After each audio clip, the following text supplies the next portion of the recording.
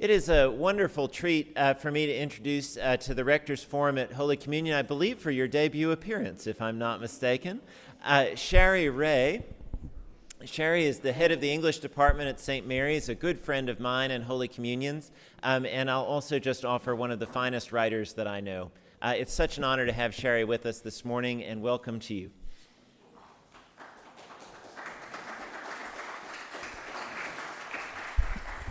So good morning. Thank you for coming. Hey, I see so many people that I know, and I was afraid I wouldn't. And so I thought it might be, I knew a few people who might be here, but there's more than I thought that I know, yeah. So good morning, even from prom. So thank you for the invitation, Sandy. And I am the chair of the English department at St. Mary's, teach senior English, and have for a little while, many whiles. And while I am not a theologian, just so I'll let you know from the uptick, I'm not a theologian, so when Sandy asked me, let me take a step back. When Sandy asked me about this, I said, yeah, that's so lovely. Thank you for the invitation. Could you send me the list of like who all is coming throughout the course of the semester?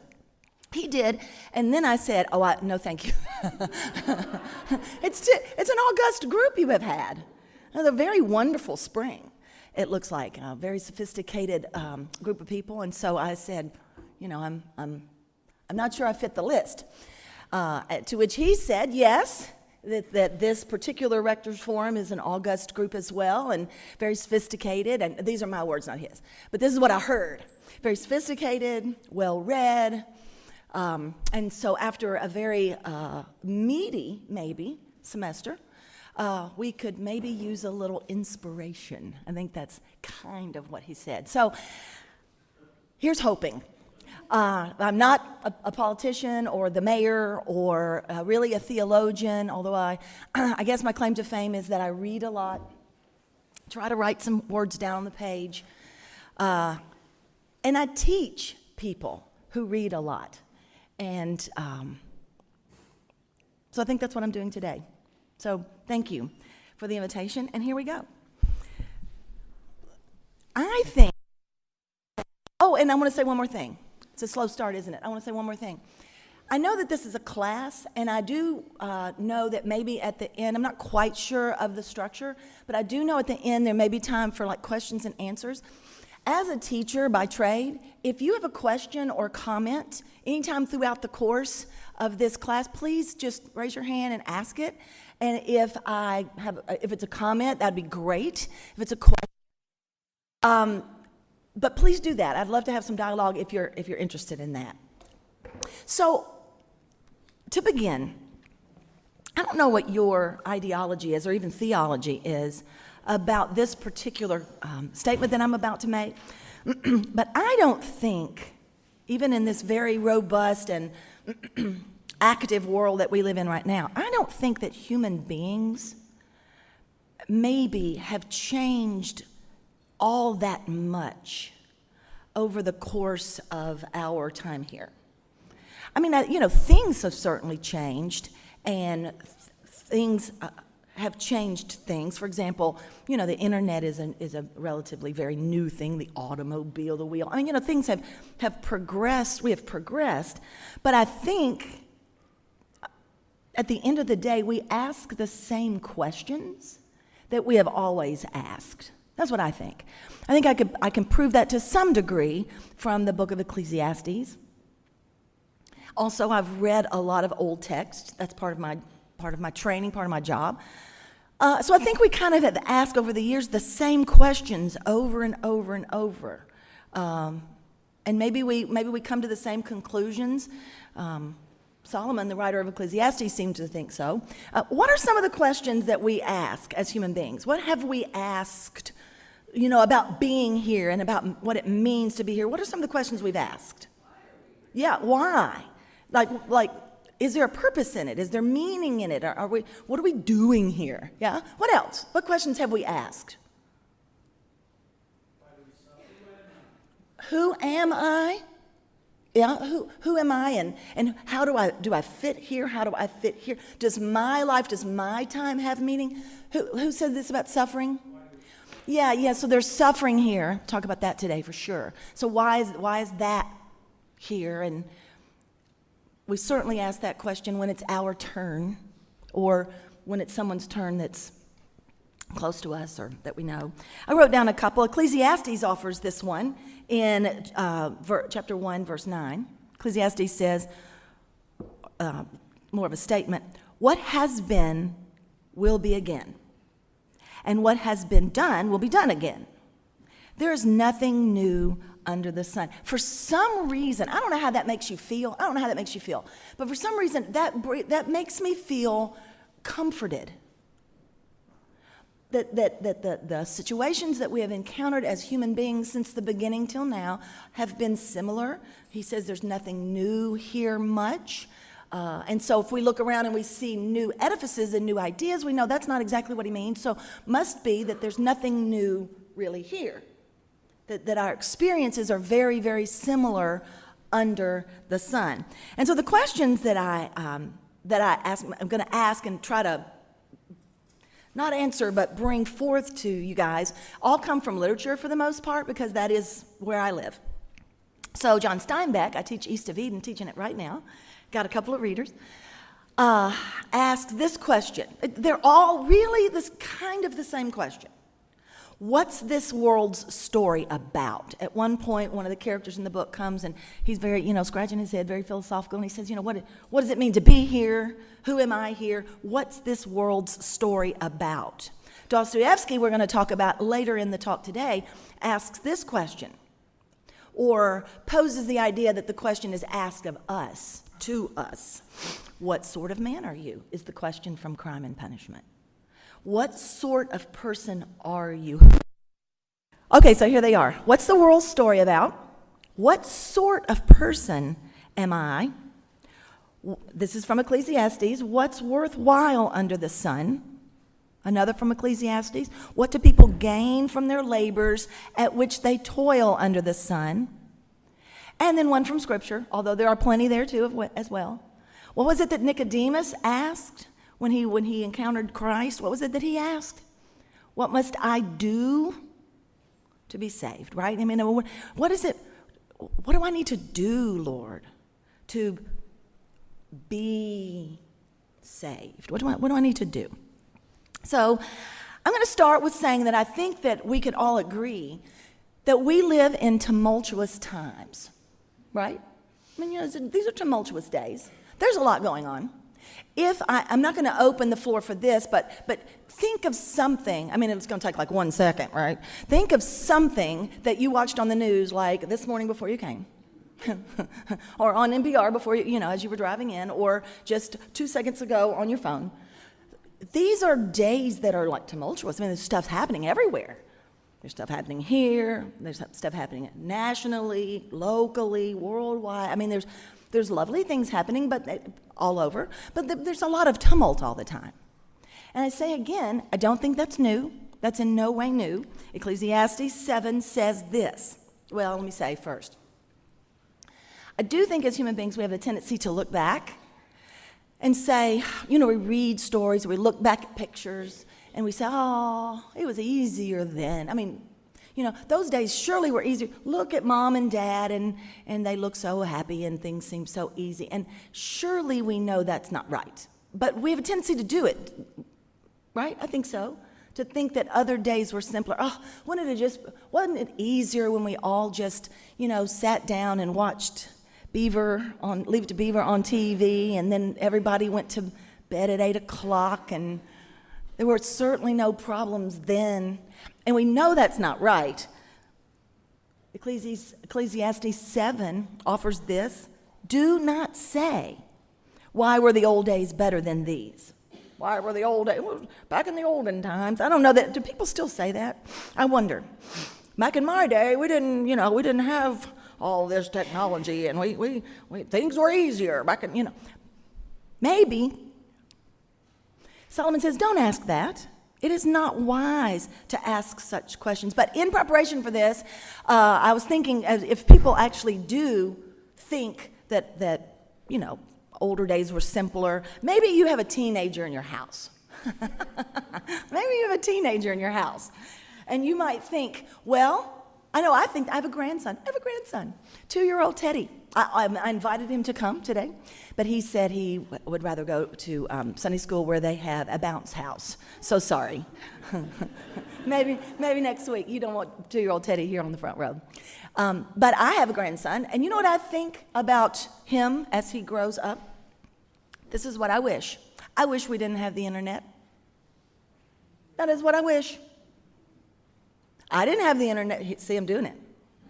See him doing it. I didn't have the internet growing up, and we grew up just fine.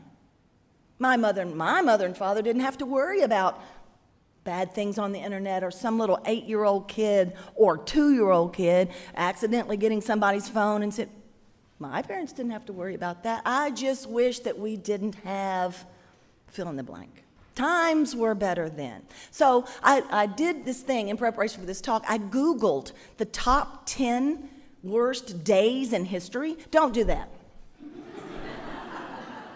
I do not recommend this. Don't do that. But it proved to me that the olden days and today's days, in my opinion, and I think, again, no, I'm not a theologian, again, I think Solomon would agree, they're the same.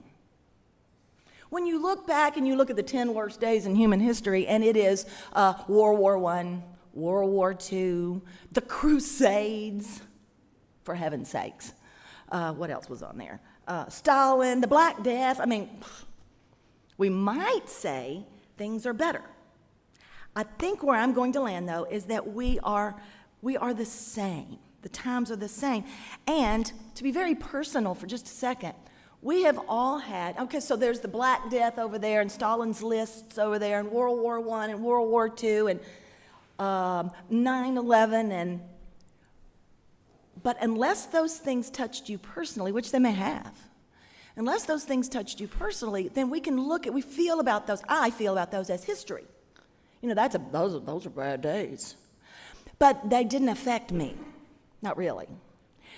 So then I think about my own, and we will think about our own personal losses and our own personal moments, big losses, big moments, when our faith might have been shaken, or when our trust in someone or something or some institution was shaken. So there's this moment, and I teach the Brothers Karamazov, Dostoevsky. It's awesome. And it's a hard book, though, and it's a big book. And so we muster through a few pages of it, but it's a great book. And there's a question in this, my favorite question. There's a woman, so there is an elder. He is a man of the Orthodox Church. He's an elder in the church, and he is super old by the time we encounter him in the book, and he is dying. He is actively dying. And so people are coming to him as he's passing to be blessed and to ask their questions. And so and the elder is an icon in the book. He's a wonderful person. He's a good character, solid character in the book. So there's a woman who comes to him as one of the last times that she will see him, and she is a wealthy woman. She has means, and she asks the elder. She says things have gone. Her daughter is ill, and things are hard for her right now. And she says, "I'm losing my faith. Things are hard for me right now. I'm losing my faith. What must I do to have my faith returned?" The actual question is, how do I get my faith back? So she does a good thing. In my opinion, she comes to the church, she comes to her elder, and she says, you know, things have been hard, and how do I get my faith back? Somehow that reminds me just a little bit, or maybe I know her response, and so it's a little early to say, but it reminds me just a little bit of, remember in the New Testament, the rich young ruler kind of did the same feeling for me. And because the response is going to be similar. He comes to Christ and he says, what does he say? What must I do to be saved? What must I do to follow you? Whatever. And so Christ gives him instructions, particular to him. That's an interesting thing, right? Particular to him, not for everybody, but in the whole world, because everybody in the whole world is not him. Christ gives him instructions to sell your things and follow me. And he's unhappy or I don't know, discontent with the answer. He doesn't like the answer. The answer is a hard answer. Sell all of your goods, sell all of your things, and follow me. The elder gives the woman in the book a similar answer. She comes and she says, I've lost my faith. What must I do? What do I need to do to get my faith back? And he says, are you ready? He looks at her and he says, love your neighbor. You know what she says? You're going to love it. Do you know what she says? Love my neighbor. Yes. Same words Christ told us. In fact, isn't that the greatest commandment? Someone asked Christ, what is the greatest commandment? You guys can remember who that was. And Christ said, what? Love the Lord your God with all your heart and mind and soul. And love your neighbor as yourself. So the elder gives the same response to the woman. Love your neighbor. And she steps back, and you know what she says? Love your neighbor? Well, I don't like my neighbor. She says, I love mankind. She'd given money to the church, which is a good thing. And she'd helped people and the poor, and it's all good. But the elder knew, and he says, just love your neighbor. And she says, yeah, but my neighbor is irritating. My neighbor's kids play music too loud. My neighbor parks her car in a weird place. My neighbor's dog barks all night. I don't like my neighbor. I love the world. Right? I love the children, but not my neighbor. And she goes away, kind of like the rich young ruler. She goes away somewhat dissatisfied. He goes on to say this, and this is going to be where I sit for the rest of the time today. The elder goes on to say, there is a difference, madam. Her name is Madam Koklikov. And he says, Madam Koklikov, there's a difference between love in dreams and active love. What you have for the world is love in dreams. Isn't that good? Isn't that good? It's so good.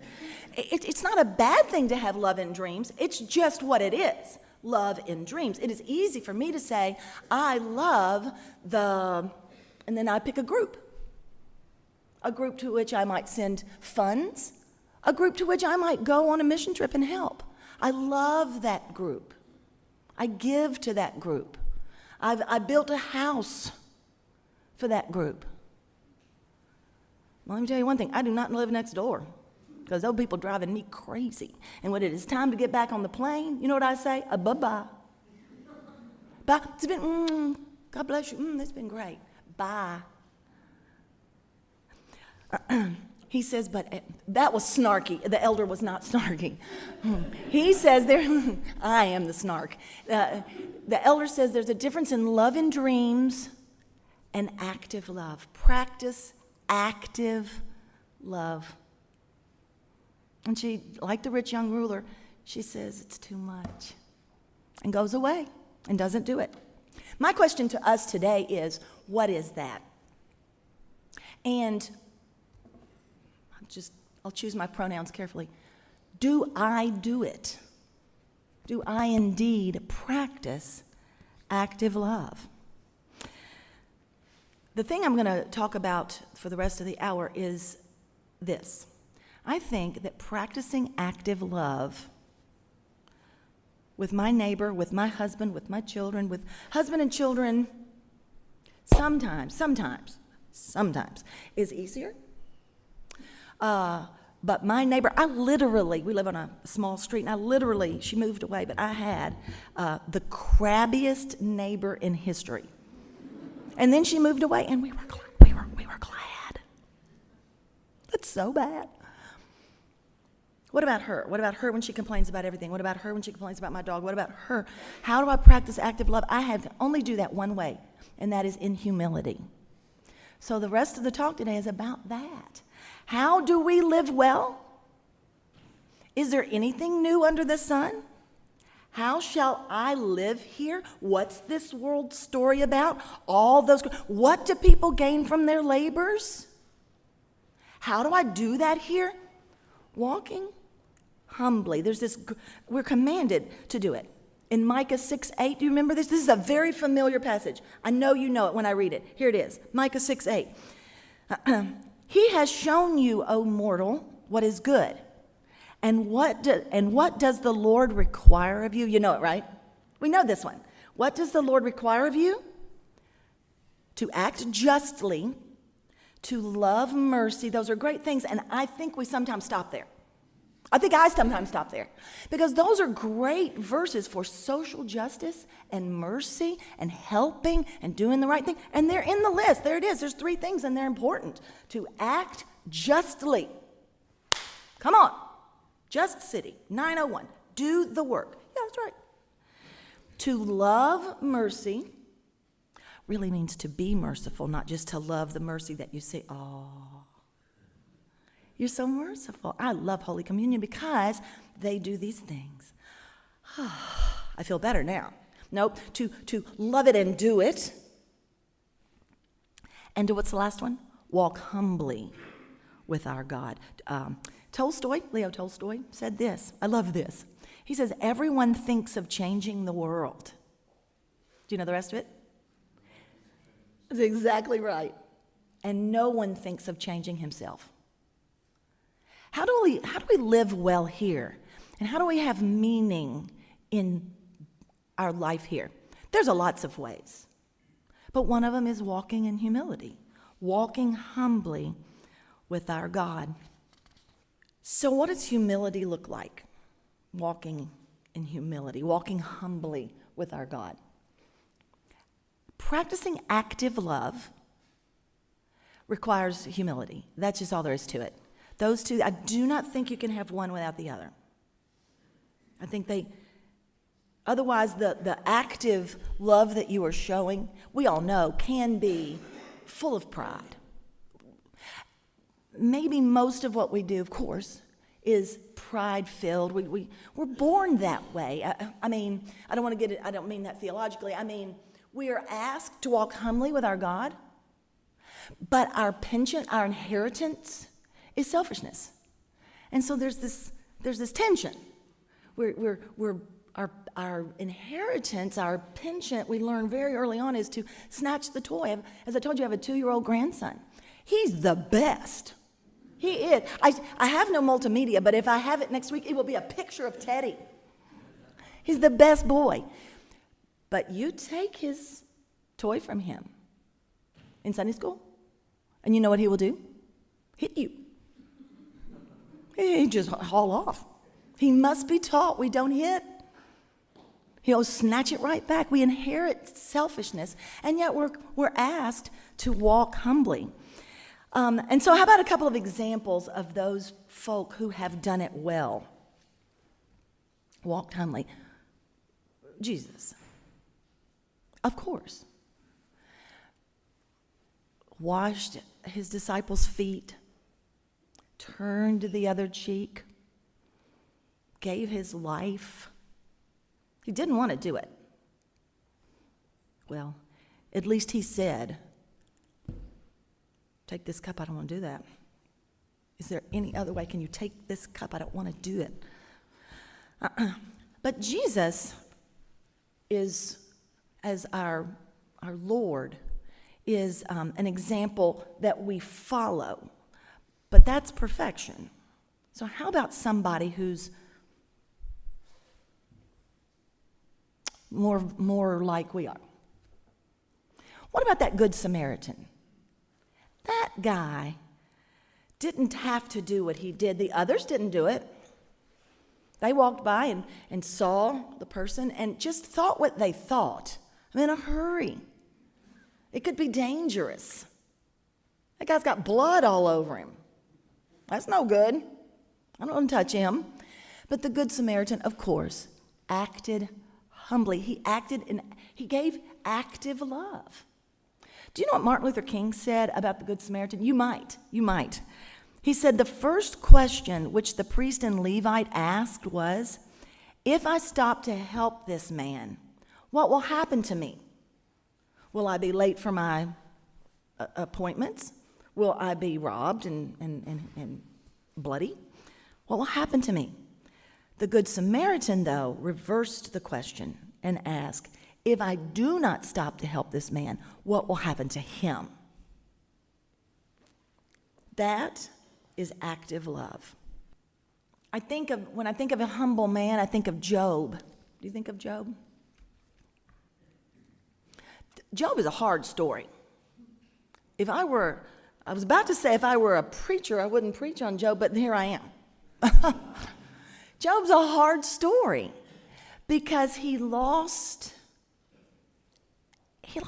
everything.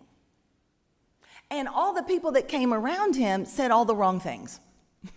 Poor guy. So finally at the end, chapters 38 through 41, if you want to go back and look at that sometime, God finally, and so he's lost it all. We know this story. He's experienced great loss. And he asks God basically, man, how do I deal? Why? How do I deal with this? What about that? And God comes to him in a storm. I love those stories in the Bible where God comes to folk in storms and fiery bushes.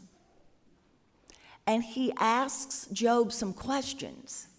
So I'm gonna read you some of the questions, but you can go and read all of them if you want to in Job 38 through 41. So he asks him some questions, and I wonder if my mind about how that would sound is that it's a storm.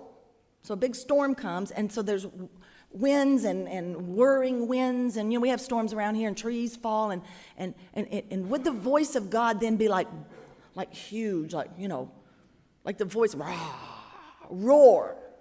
Maybe that could be. What if, I know that Scripture says that God's voice is still and small,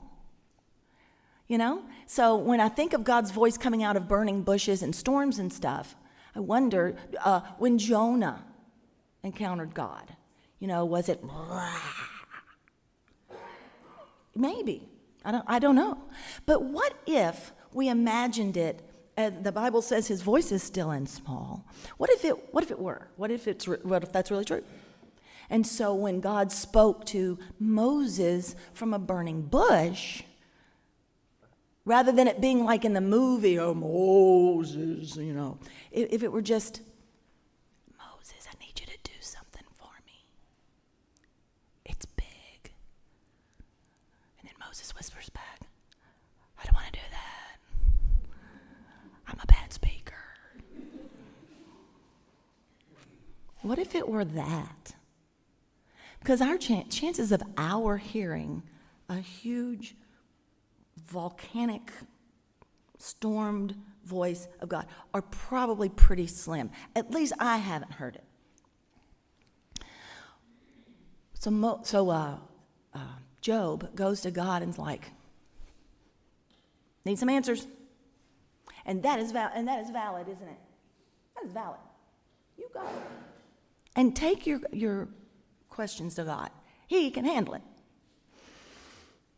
And says, hey, why'd all this happen? This is bad stuff. And God said this. Now, if I were to read it in the big voice, it would sound one way.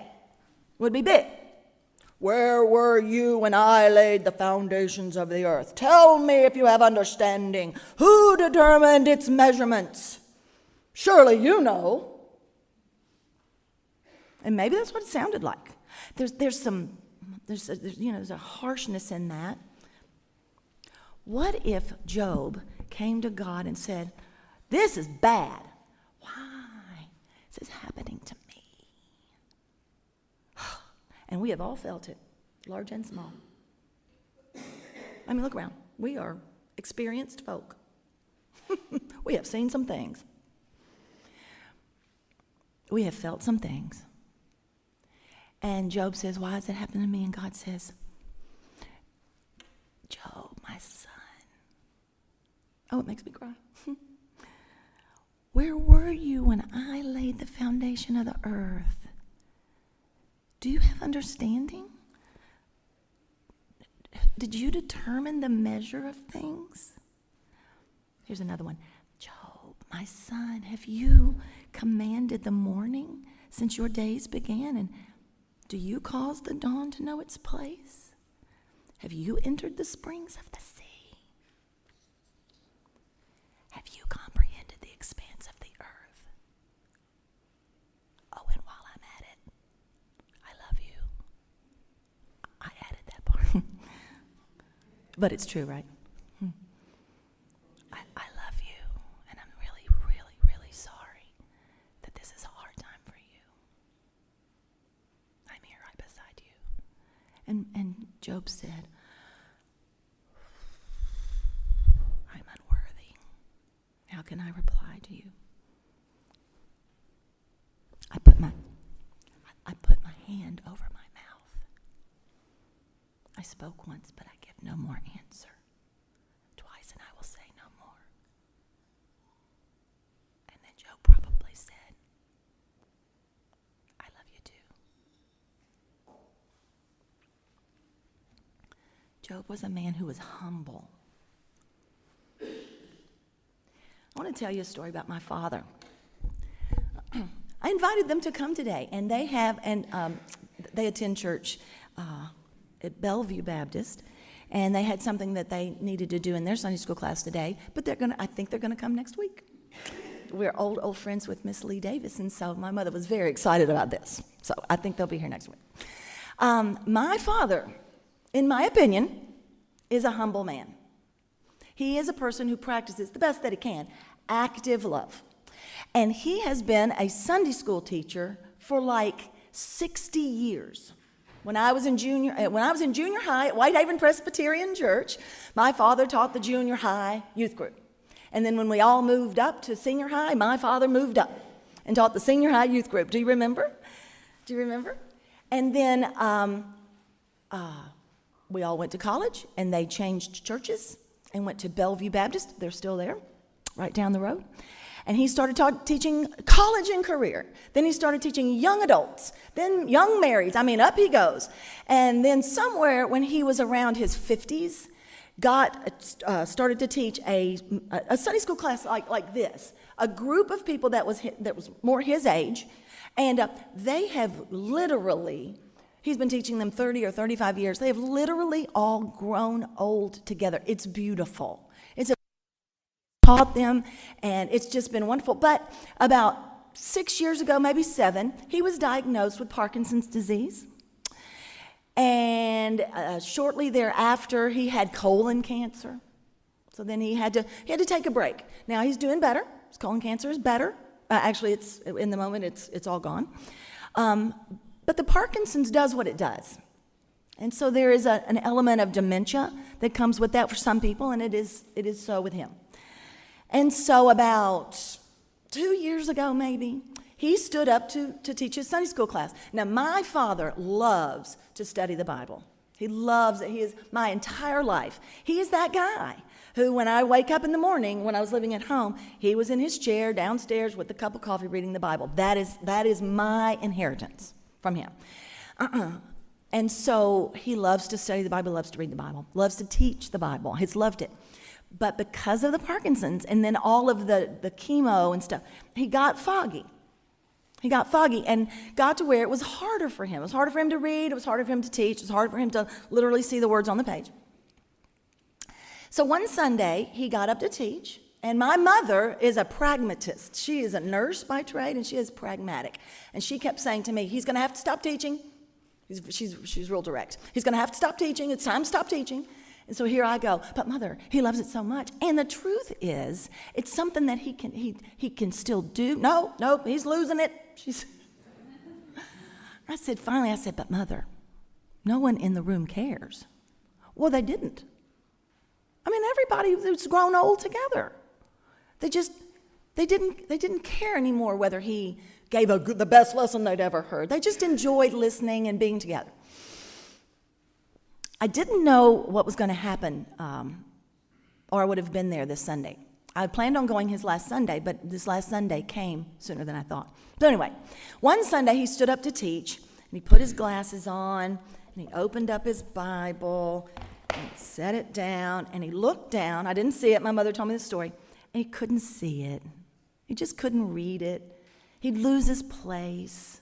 He tried to read. He had a passage, and he tried to read, and then he lost his place. So evidently, he closed the book. He took off his glasses, and he said, "You know, I don't think I can do it anymore." And everybody was quiet. And he said, "I can't see the words on the page anymore. I can't really," he doesn't read now. He can't read. He said, "I don't think I can do it anymore." But then he said this,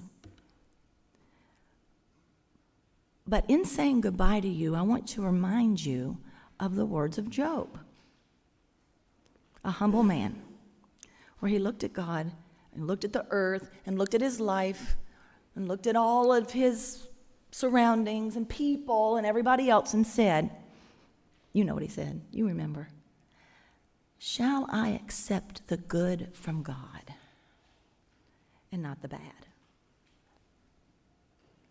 That's, I think that's humility. If we were existential agnostics or existential atheists, we would come to the same moment. Isn't that interesting? Because we all come to the same moments. So, there's, and I think of Camus when I say this. I think of The Stranger, that book. If you've not read it, you should read it. And at the end of his moment, when he could go no more, when he's stuck and all seems lost, at that moment, Camus says that the Merceau, where this existential atheist landed, was it doesn't matter. The world is indifferent. You come and go. Doesn't matter. The fact that you were here, it could have been someone else. And you know what? A lot of people, that's the belief of a lot of people. A lot of really, really, really brilliant people. But I contend that Scripture, or for me anyway, Christianity offers something different. And that is peace in the humility. Shall I accept? Oh, it's easy to say when things are going well. That's all. Shall I accept the good from God and not the bad? And then my father said, "It's y'all." He says that, "Y'all, it's just time." And he got his books, and he got his glasses. He's 83 years old. And he went over to the front row and he sat down. That is not indifference, gentle or otherwise. That is the embracing of the moment and saying, "Here I am. Eons of people have been here before me. Eons will be after me. I have done the work. I have actively loved. And it is good. It's full of hope."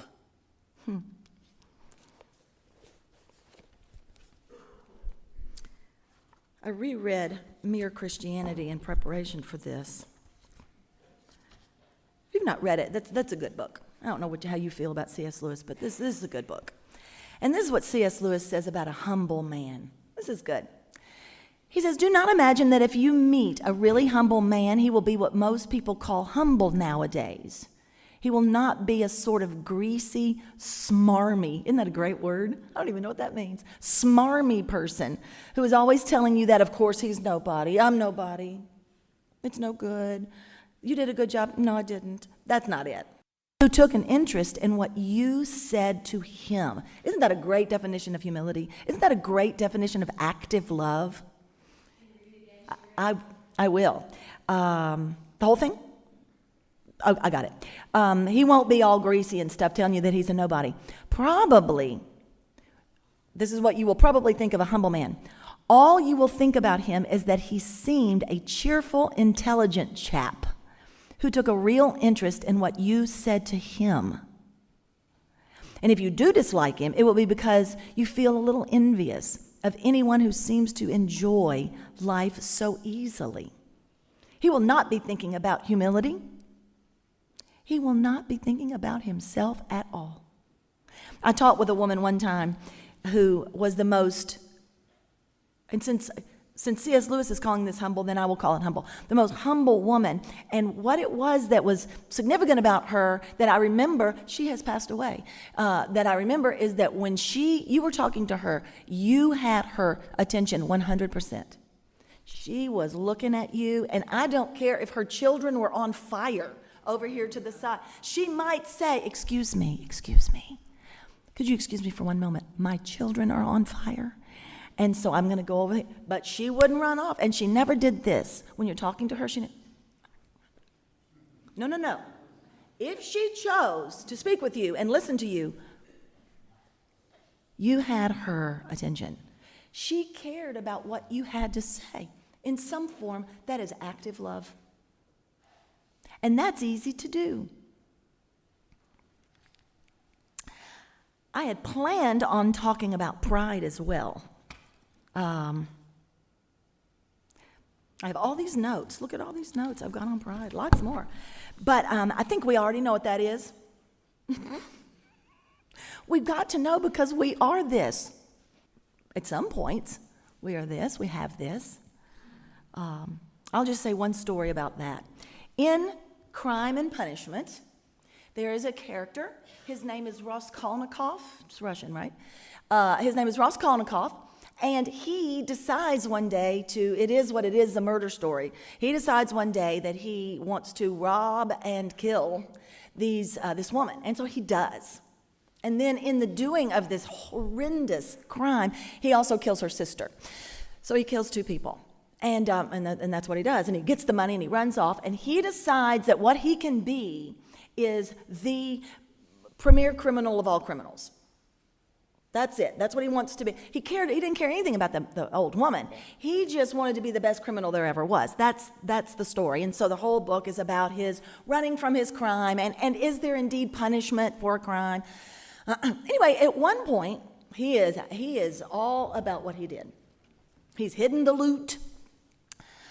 But the further he gets from the horrific thing that he does, we come to know that he has written an article and the police find the article, and eventually there is punishment for crime. That's the end of the story. The police have found the article, and it is an article about the fact that some people are extraordinary and others are just ordinary. In fact, most people, in Raskolnikov's article, he says, most people are just ordinary.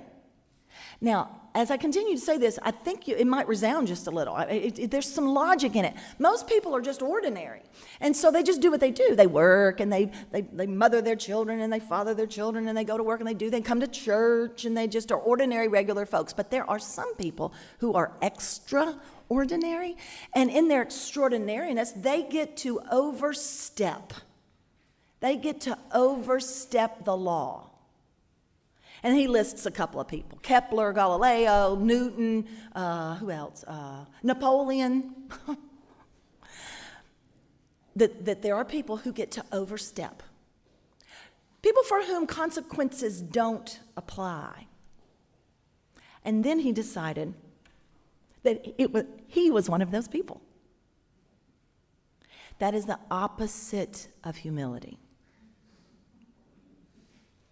Right? So he goes back to the scene of the crime because you know why? Because, number one, that is the dumbest thing ever. But evidently people do that. Go back to the scene of the crime, go back to the thing that they've done to look at it. He wants to go look at it. He's happy. I mean, he's kind of proud of what he did. And he wants to be this great criminal, so he goes back to the scene of the crime. And there are painters there, and they've painted over, because it was a crime scene. And he'd murdered these women, so there was that. Anyway, they cleaned it up, and they had repainted everything. And so when Raskolnikov gets there, he's mad. He's mad because they cleaned up the crime scene, and he starts going, it's the most ridiculous thing. He said, "Where's the blood? Where's the old woman? You've painted the walls. He's so engulfed in his own pride that he does and says dumb, stupid things. Again, I say that I don't know about you, but that is me. I think a lot of the time that I am extraordinary. I'm above the law. I think it when I drive. I'm just saying, it's Sunday, so I'm going to confess my sin. I drive down the road towards Nashville, and it's 70 miles per hour, whatever. And I go, how fast can I go? It's the exact same thing Teddy does when you take his toy. He says, you can't take my toy. Dunk. I say, you can't tell me how fast to drive. Dunk. So 79, is that going to keep me from getting the ticket? 80, 81. And if I get pulled over for my crime and get a ticket, do you know what I'm going to say to myself? Not the policeman, because I am afraid, but being arrested, I guess. But you know what I'm going to say to myself? You know. What am I going to say to myself? Stupid policeman. Stupid policeman. There's a lot of criminals out there. And I am not one. Go find someone who's done a real crime and leave me alone. Do you know why I say that? Not again, not to him, but to myself. And just drive off mad as a hornet and do it again. Do it again. Do you know why I do that? Because I feel that I am above the law. I'm extraordinary. So when the painter sees Raskolnikov come back to the house and say and do stupid things, where's the blood? He says this, and this is how I'll close today. He says this, excuse me. Let me tell you what he doesn't say. He doesn't say, who are you? What are you doing here? Do you not understand that you're incriminating yourself with every word? Do you understand that you're not really that extraordinary? He doesn't say that. What he says is this. What sort of man are you? That is a great question. So we'll leave it this week with that. Dostoevsky, in both Crime and Punishment and Brothers, and in Ecclesiastes, and in C.S. Lewis, and pretty much any other work of literature worth its salt, brings us to the same questions. We have to ask ourselves these questions, or if we don't, we just muddle through, and then there's nothing, and at the end we're like, what was this all about? I mean, no one ever told me. That's not right. Plenty of things and people tell us. But in order to live well, the question is, how should I live then in all of this tumult? And one of the answers, I think, is in humility. And how do we get there? We get there by asking ourselves this question. Do I actively love? Or do I love only in my dreams? And what sort of person am I? Thank you.